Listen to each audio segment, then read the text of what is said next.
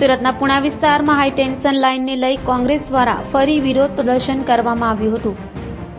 સુરતના પુણા વિસ્તારમાં થોડા સમય અગાઉ ઇલેક્ટ્રિક થાંભલો પડી જતા દુર્ઘટના સર્જાઈ હતી, જેને લઈ વિરોધ કરાતા શાસકો અને વિપક્ષ દ્વારા ટૂંક સમયમાં થાંભલા કાઢી લેવાની બાંયધરી આપવામાં આવી હોવા છતાં કોઈ કામગીરી ન કરાતા કોંગ્રેસે વિરોધ કર્યો હતો અને હજુ શું કોઈનો જીવ જાય તેની રાહ જોવાઈ રહી હોય તેવા સવાલો કોંગ્રેસ દ્વારા કરાયા હતા। સાથે કોંગ્રેસ દ્વારા વિરોધ પ્રદર્શન પણ કરાયું હતું। નામ દિનેશભાઈ સાવલિયા, સુરત શહેર જિલ્લા કોંગ્રેસ સમિતિ કાર્યકારી પ્રમુખ।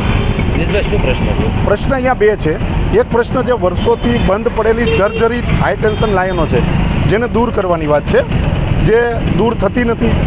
એ જર્જરિત છે, પડે અને કોઈને વાગે તો એ તાત્કાલિક હટી જાય, પણ ત્યાર પછી તંત્ર કોઈ આગળ કામગીરી કરતું નથી। બીજો પ્રશ્ન એ છે કે છેલ્લા 7-8 મહિના પહેલાં આ જે નાલંદા સ્કૂલથી કારગિલ ચોક તરફ જે રસ્તો જાય છે એ ટીપી ફાઇનલ થયો, લોકોના ઘર હોય, લોકોના દુકાનો હોય, એ કબજો લઈ લીધો સુરત મહાનગરપાલિકાએ, પણ ત્યાર પછી જે રોડ રસ્તા બનવા જોઈએ બનતા નથી। તો બંને પ્રશ્નોને લઈ એક તો હાઈ ટેન્શન થાંભલા જે રસ્તાની વચ્ચે બંધ પડેલા જર્જરિત છે એને હટાવવા, બીજું કે તાત્કાલિક જે તમે કબજો લીધો છે એની ઉપર જે રોડ રસ્તા બનાવવાના છે બને। જો 15 દિવસની અંદર આની કોઈ કામગીરી શરૂ કરવામાં નહીં આવે, આનું કોઈ હલ નહીં આવે તો કોંગ્રેસ પક્ષ લોકોને સાથે રાખી અહીંથી આંદોલન કરશે।